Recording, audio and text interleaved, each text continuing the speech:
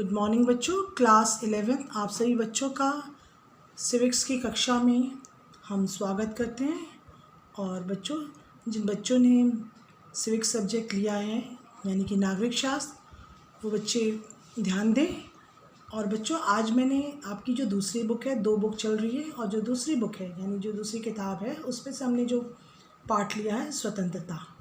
तो बच्चों, हमें जानना है कि आखिर स्वतंत्रता है क्या, है ना। सबसे पहले हम जानेंगे स्वतंत्रता जब हम सोचते हैं तो ये शब्द से लगता है कि आज़ादगी ना, हर चीज़ की स्वतंत्रता।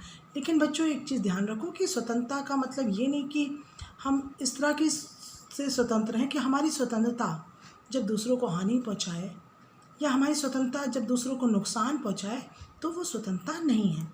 स्वतंत्रता से मतलब कि हम अपने जीवन का पूर्ण विकास कर सकें, तभी हम स्वतंत्र। जब हम अपने जीवन को अच्छी तरह से चला सकें, उन कार्यों के लिए हम स्वतंत्र हैं जो हमारे लिए लाभदायक हो, ना कि हमारी स्वतंत्रता दूसरों को नुकसान पहुंचाने वाली।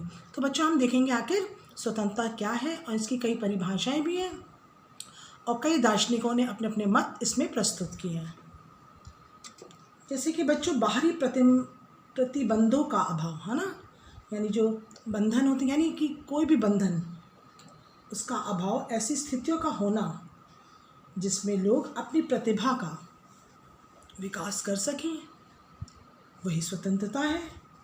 और बच्चों, आपने कभी ये चीज़ ध्यान दिया होगा कि स्वतंत्रता को इसलिए बहुमूल्य माना जाता है क्योंकि इसमें हम निर्णय, किसी भी तरह का निर्णय और चयन कर पाते हैं ना, क्योंकि हम स्वतंत्र हैं। क्योंकि स्वतंत्रता के कारण व्यक्ति अपने विवेक और अपने निर्णय की शक्ति का प्रयोग कर पाता है।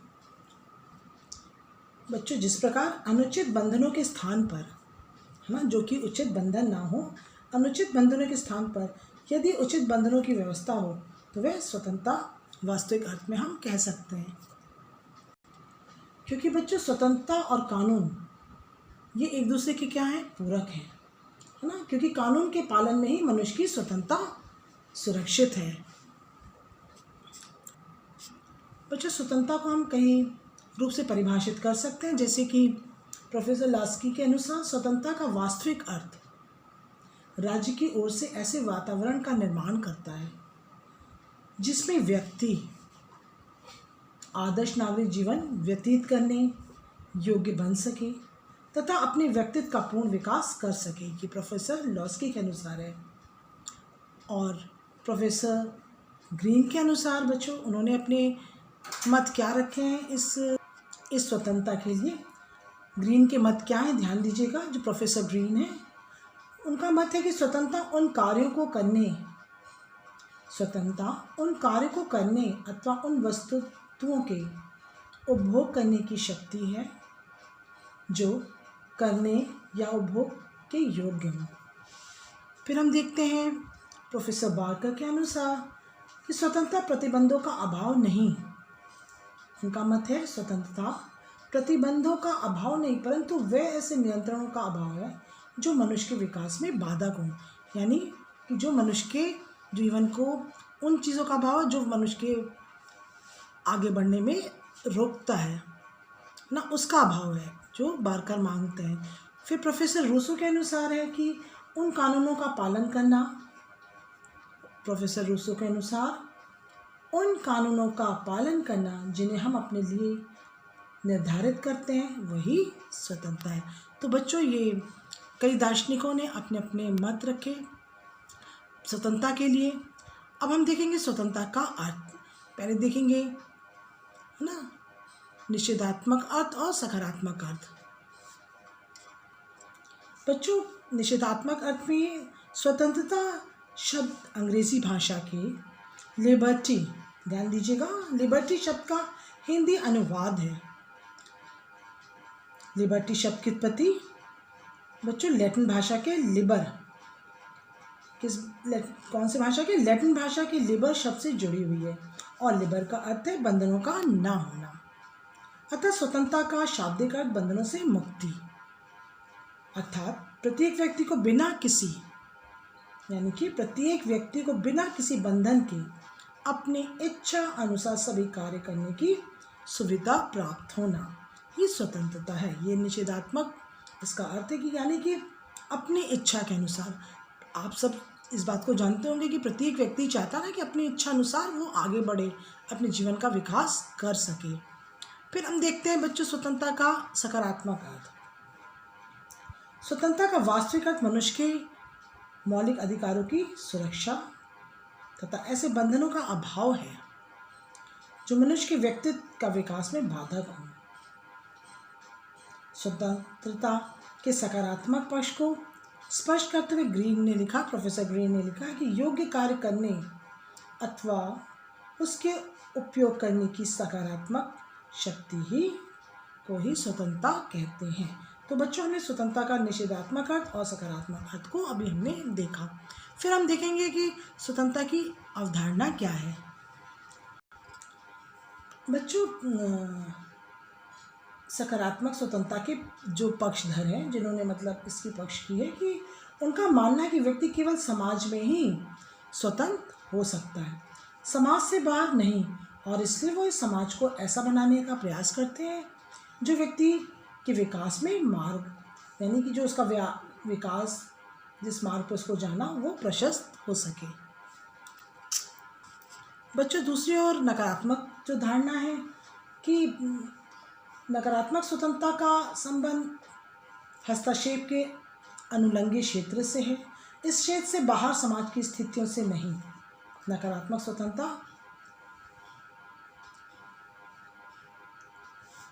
हस्तक्षेप के छोटे छोटे क्षेत्र का अधिकतम विस्तार करना चाहेगी, है ना। और साधारणतः दोनों प्रकार की जो स्वतंत्रता हैं वो साथ साथ चलती हैं और एक दूसरे को क्या करती हैं, समर्थन देती हैं। यानी नकारात्मक और सकारात्मक और नकारात्मक जो धारणा है दोनों एक दूसरे का साथ समर्थन करती हैं और साथ साथ चलती हैं। तो बच्चों, हम लोग ने स्वतंत्रता का अर्थ देखा निषेधात्मक और सकारात्मक रूप में और उसकी अवधारणा देखी। अब हम देखेंगे स्वतंत्रता का क्या महत्व है। बच्चों, स्वतंत्रता जीवन का सबसे महत्वपूर्ण अधिकार है। स्वतंत्रता जो है बच्चों जीवन का सबसे महत्वपूर्ण अधिकार है। प्रोफेसर बर्न्स के अनुसार स्वतंत्रता ना केवल सभ्य जीवन का आधार है ना, एक सभ्य जीवन का आधार ना ही सभ्य जीवन का आधार है, वरन सभ्यता का विकास भी है, क्योंकि व्यक्तिगत स्वतंत्रता पर ही निर्भर करता है। ये फिर से मैं आपको बता रही, जो प्रोफेसर बर्न्स ने कहा कि स्वतंत्रता ना केवल सभ्य जीवन का आधार है, वरन सभ्यता का विकास भी व्यक्तिगत स्वतंत्रता पर ही निर्भर करता है। स्वतंत्रता मानव की सर्वप्रिय वस्तु है। स्वतंत्रता क्या है बच्चों, मानव की, प्रत्येक मानव की बहुत अच्छी प्रिय वस्तु है। व्यक्ति स्वभाव से स्वतंत्र रहना चाहता है ना। प्रत्येक व्यक्ति यही चाहता है ना कि हम स्वतंत्र रहें, क्योंकि व्यक्ति के व्यक्तित्व के विकास के लिए स्वतंत्रता सबसे आवश्यक है। क्योंकि जब व्यक्ति हर एक कार्य के लिए बच्चों स्वतंत्र रहेगा तो अपने जीवन का सही रूप में विकास कर पाएगा ना। और हमने आपको बताया कि उसकी स्वतंत्रता दूसरे को हानि पहुंचाने वाली ना हो, तभी वो व्यक्ति स्वतंत्र सही रूप में है। बच्चों, अब हम देखते हैं कि सामाजिक प्रतिबंधों से क्या आशय है।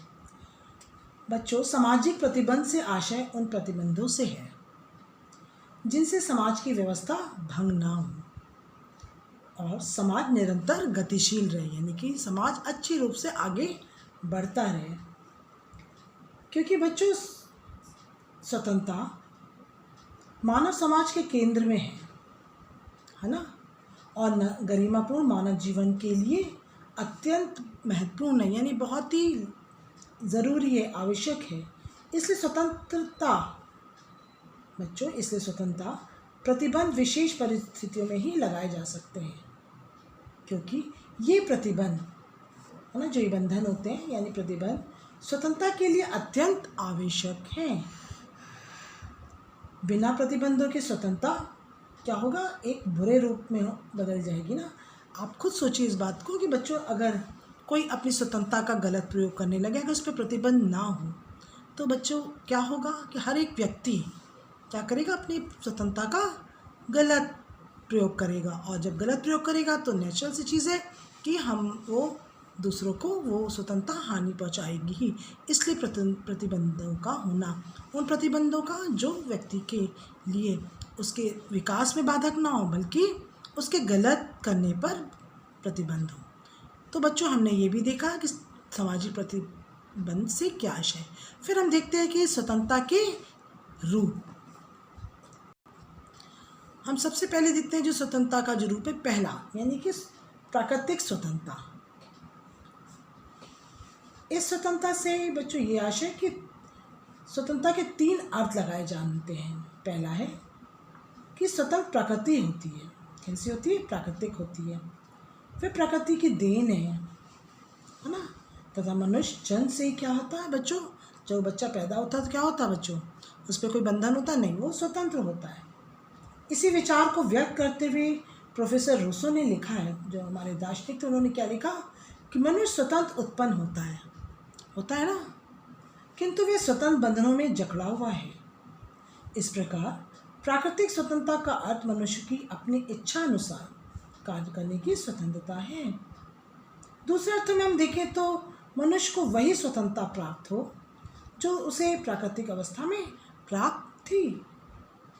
तीसरे अर्थ में अगर हम देखें तो प्रत्येक मनुष्य स्वभावतः यह अनुभव करता है कि वह स्वतंत्रता का विचार इस रूप में मान्य है कि वे सभी समान हैं और उन्हें व्यक्तित्व के विकास में समान सुविधाएं प्राप्त हों। तो बच्चों, हमने प्राकृतिक स्वतंत्रता देखी। फिर हम देखते हैं दूसरी, नागरिक स्वतंत्रता, है ना।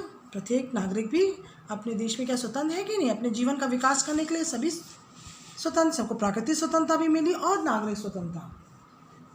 नागरिक स्वतंत्रता का अभिप्राय व्यक्ति की उन स्वतंत्रताओं से है जिन्हें एक व्यक्ति समाज या राज्य का सदस्य होने के नाते प्राप्त करता है। बच्चों, जब हम जिस देश में रहते हैं उसके हम क्या होते हैं, नागरिक होते हैं, और वहाँ की हमें नागरिकता प्राप्त हो जाती है ना। तो समाज या राज्य का सदस्य होने के नाते उससे वो क्या होती है, नागरिक स्वतंत्रता प्राप्त होती है। प्रोफेसर गैटल के शब्दों में नागरिक स्वतंत्रता उन अधिकारों एवं विशेष अधिकारों को हम कहते हैं जिनकी सृष्टि राज्य अपने नागरिकों के लिए करता है।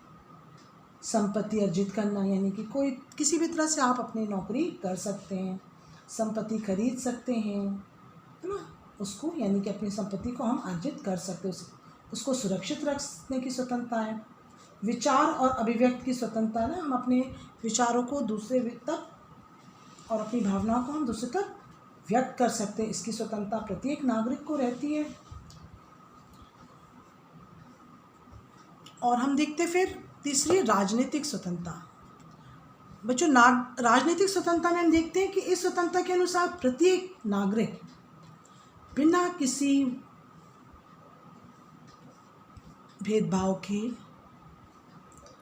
चाहे वो लिंग का भेदभाव हो, वंशगत का हो, जातिगत हो, धर्म का हो, किसी भी भेदभाव के प्रत्यक्ष अथवा अप्रत्यक्ष रूप से शासन कार्यों में क्या कर सकता, वो भाव ले सकता। किसी भी जाति का हो, चाहे वो व्यक्ति किसी धर्म का हो, किसी वंश का हो, कोई भी लिंग का हो, वो शासन कार्यों में भाग ले सकता है। इस स्वतंत्रता की व्यवस्था, या हम कहेंगे इस स्वतंत्रता की व्याख्या करते हुए लॉस्की ने लिखा है।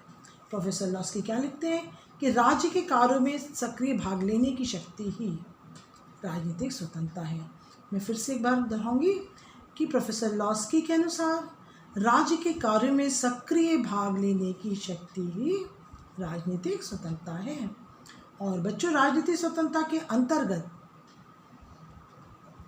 मताधिकार होता है ना, यानी अपने मत का प्रयोग करना, निर्वाचित होने का अधिकार तथा सरकारी पद पर प्राप्त करने का भी अधिकार है।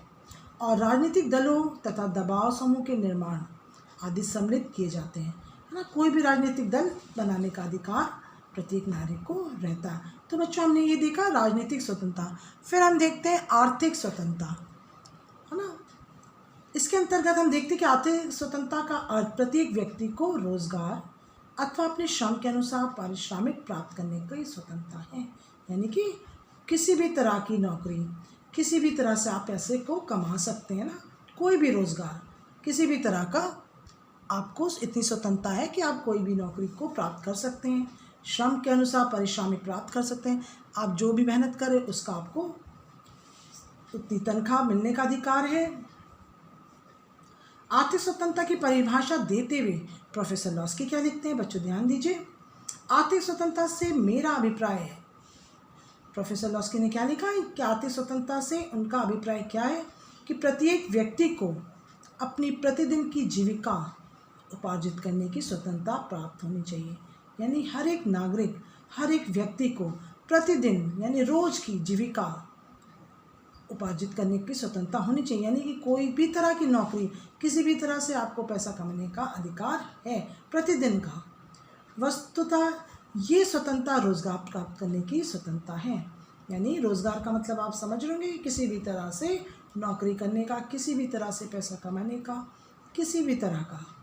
इसका अर्थ ये कि प्रत्येक व्यक्ति को रोजगार या अपने श्रम के अनुसार पारिश्रमिक प्राप्त करने की स्वतंत्रता प्राप्त हो तथा किसी भी प्रकार से उसके श्रम का दूसरे द्वारा शोषण ना किया जा सके। कहने का तात्पर्य बच्चों कि आप जब मेहनत करते हैं, कोई भी व्यक्ति जिस चीज़ के लिए मेहनत कर रहा है, पैसा कमाने के लिए करता है, और उसको उस मेहनताने का फल मिलना चाहिए। यानी कि जो वो नौकरी करा जाए, किसी भी तरह का बच्चों कार्य हो, अगर वो व्यक्ति को उस कार्य के बदले पैसा प्राप्त नहीं होता तो ये गलत है। तो बच्चों, जब हमको इस स्वतंत्रता है प्रत्येक व्यक्ति को कि जो मेहनत करता है पैसा कमाने के लिए, अपनी रोज़ी रोटी कमाने के लिए, तो उस चीज़ का मेहनताना उस व्यक्ति को मिलने का अधिकार है। तो ये बच्चों हमने देखा आर्थिक स्वतंत्रता। फिर हम देखते हैं धार्मिक स्वतंत्रता। धार्मिक स्वतंत्रता से तात्पर्य है कि प्रत्येक व्यक्ति को अपने धर्म का पालन करने की सुविधा धार्मिक स्वतंत्रता कहलाती है। यानी कोई भी व्यक्ति, चाहे वो बच्चों किसी भी धर्म का हो, हिंदू हो, मुस्लिम हो, क्रिश्चियन हो, सिख हो, कोई भी, हर एक व्यक्ति स्वतंत्र है अपने धर्म को अपनाने के लिए, है ना, पालन करने के लिए। वो किसी भी तरह से अपने धर्म का पालन कर सकता है। इस प्रकार की स्वतंत्रता के लिए यह आवश्यक है कि राज्य किसी धर्म विशेष के साथ पक्षपात ना करें। यानी कि धर्मनिरपेक्ष राज्य कहा जाता है ना, किसी भी धर्म का पक्ष ना करें, ना कि ज़रूरी नहीं कि कोई एक धर्म को ही बढ़ावा मिले, बल्कि प्रत्येक धर्म का आदर सम्मान करना चाहिए। सभी धर्मों का समान रूप से सम्मान करें। साथ ही साथ किसी भी व्यक्ति को बलपूर्वक धर्म परिवर्तन हेतु प्रेरित ना किया जाए। यानी कि बच्चों, किसी भी धर्म के लिए किसी भी व्यक्ति को दबाव नहीं बनाना चाहिए कि तुमको इसी धर्म को अपनाना है। तो बच्चों, ये बात तो है कि किसी भी व्यक्ति को हम बलपूर्वक यानी ज़ोर ज़बरदस्ती से किसी धर्म परिवर्तन के लिए प्रेरित नहीं कर सकते हैं, और ना ही उसकी धार्मिक भावनाओं को ठेस पहुंचा सकते हैं, और ना ही बच्चों हम किसी भी धर्म का अपमान कर सकते हैं। प्रत्येक व्यक्ति को एक दूसरे के धर्म का आदर सम्मान करना चाहिए। तो बच्चों, हम देखते हैं ये धार्मिक स्वतंत्रता है। फिर हम देखते हैं नैतिक स्वतंत्रता। बच्चों नैतिक स्वतंत्रता, व्यक्ति को अपनी अंतरात्मा के अनुसार व्यवहार करने की भी पूरी सुविधा प्राप्त होनी चाहिए। किसी भी व्यक्ति को अपनी अंतरात्मा यानी कि अपनी जो आत्मा यानी जो अपना कॉन्शियस जो अलाउ करता है, उसकी सुविधा प्राप्त होनी चाहिए। नैतिक स्वतंत्रता है क्योंकि प्रोफेसर हीगल और ग्रीन के अनुसार नैतिक स्वतंत्रता का प्रबल उन्होंने समर्थन किया है। फिर हम देखते हैं बच्चों व्यक्तिगत स्वतंत्रता यानी अपनी खुद की स्वतंत्रता। इसमें हम देखते हैं कि व्यक्तिगत स्वतंत्रता का अर्थ है कि व्यक्ति के उन कार्यों पर प्रतिबंध नहीं होना चाहिए जिनका संबंध केवल उसके व्यक्तित्व से हो। किस चीज़ पे प्रतिबंध नहीं होना चाहिए, किस पे बंधन नहीं होना चाहिए बच्चों? जिनका संबंध व्यक्ति के यानी किसी मनुष्य के अपने व्यक्तित्व से हो। इस प्रकार के कार्यों में ध्यान दीजिए बच्चों, क्या है? भोजन हुआ, वस्त्र हुए, धर्म हुआ तथा पारिवारिक जीवन को सम्मिलित किया जा सकता है। तो ये इसका खुद का पर्सनल मामला होता है। इसमें व्यक्ति अपना स्वतंत्र हो सके अपने भोजन के मामले में, अपने वस्त्र के पहनने ओढ़ने के लिए, अपने धर्म अपनाने के लिए, अपने परिवार के लिए। प्रत्येक व्यक्ति स्वतंत्रता वो अपना जीवन यापन किसी भी तरह अपने फैमिली के साथ किसी भी तरह वो जीवन यापन कर सकता। तो बच्चों ये हमारी क्या हुआ? व्यक्तिगत स्वतंत्रता हुई। फिर हम देखते हैं बच्चों सामाजिक स्वतंत्रता। सभी व्यक्ति को समाज में अपना विकास करने की सुविधा प्राप्त होती है ना, किसी भी तरह से अपने जीवन को चलाने का यानी अपने जीवन को विकास करने का सभी व्यक्ति को स्वतंत्रता होती है।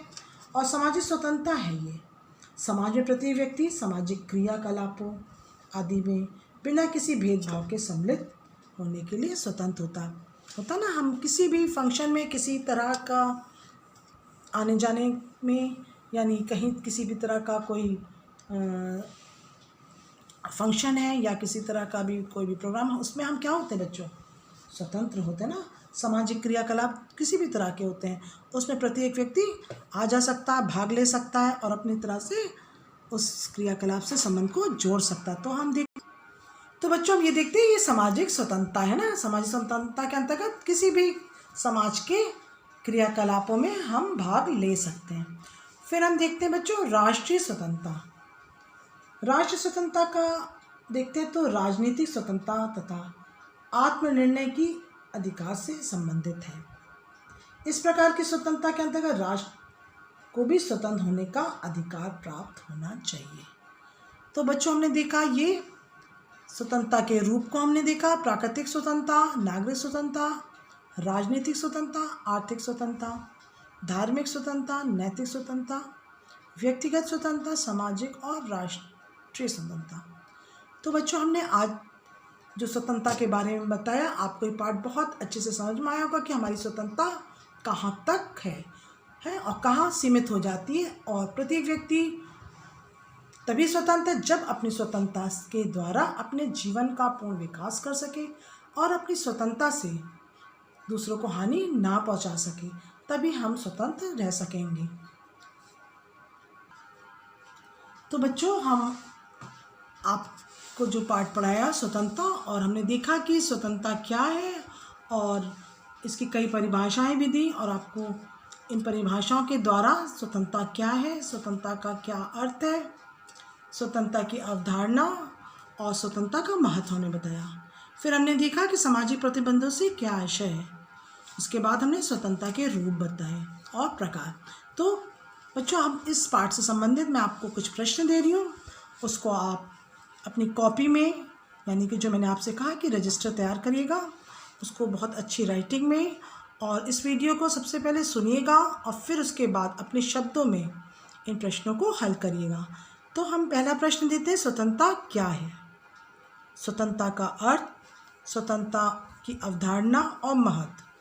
सबसे पहले आप लिखेंगे स्वतंत्रता क्या है, उसकी परिभाषाएं लिखेंगे, फिर स्वतंत्रता का अर्थ, स्वतंत्रता की अवधारणा और स्वतंत्रता का महत्व लिखिएगा।